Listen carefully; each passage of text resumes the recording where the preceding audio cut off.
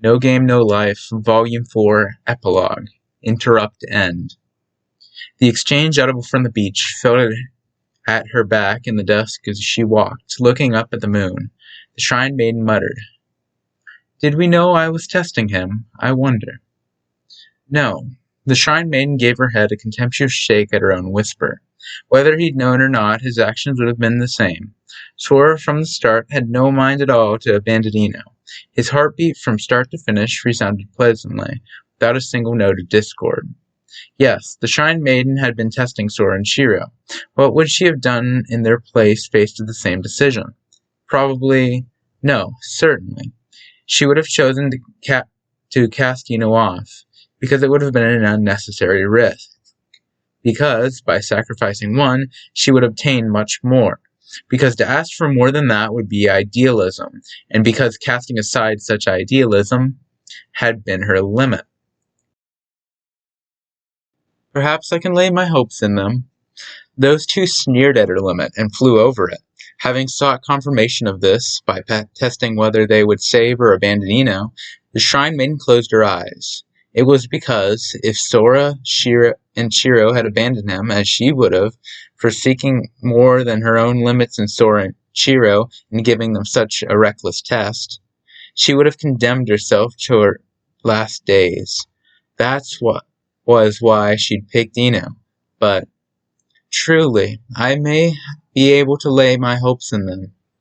Having come this far, the Shrine Maiden finally understood.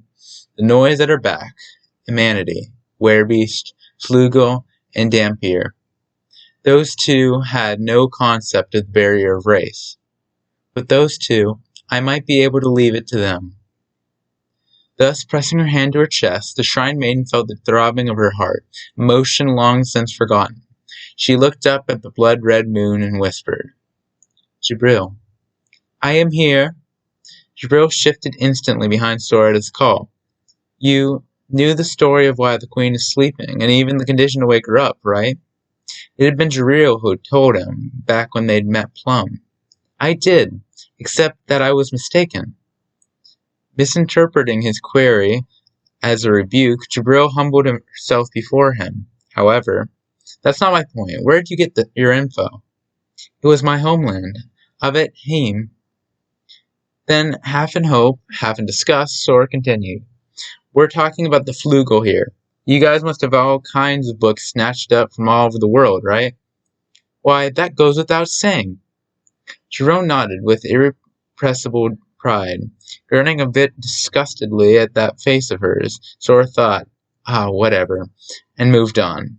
To beat the Queen's game, there couldn't be very many ways to root out an unknown, absent victory condition. But there had to be a way. What they needed, for now, was information. And, Steph, you go to work with Azuna and pore over the old king's library. Huh? Elkia's former continental territory was adjacent to the waters of Siren, explained Sora. Considering that old king uncovered the Eastern Union's game, I can't imagine he didn't do any digging into his neighbor. The man who had played the proud fool king. It was hard to suppose that he had a definite answer. If he'd pinned it down, then he should have woken up the Queen himself. But even if he doesn't have the answer, there's a high probability he has some thoughts on it. Sora's eyes conveyed confidence in the king's Steph's grandfather. "I'm counting on you, Steph." "Why, yes, sir. You needn't worry." "Understood, please." Together, Steph and Azuna each gave a big nod.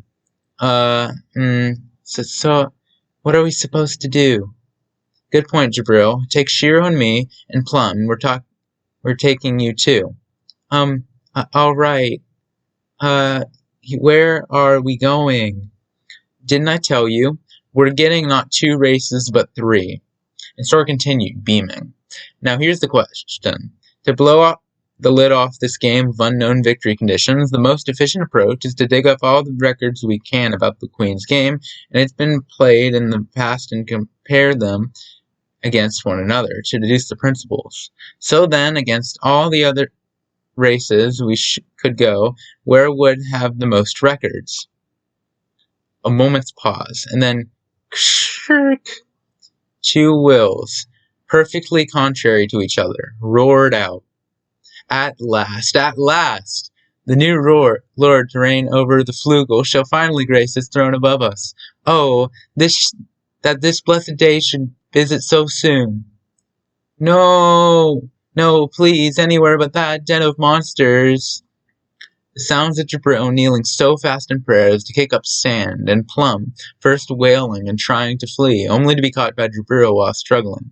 Yet both were ignored by Sora as he took Shiro's hand. Nodding subtly, he spoke. Come on, let's go. To Haim. And that's to be continued. And that's where the next book's picking up.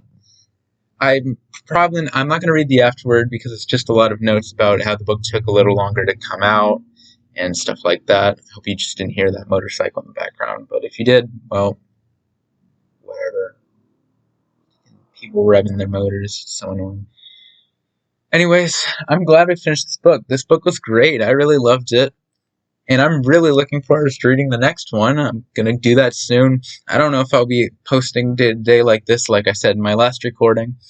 I'm probably going to post this on Sunday. And it's kind of a break day for me. I'm not going to do anything. I mean, this is a very short recording, only about 7 minutes long. Well, thank you guys for listening to this. And I suppose I'll see you guys in the next chapter in Volume 5, Chapter 1. Bye.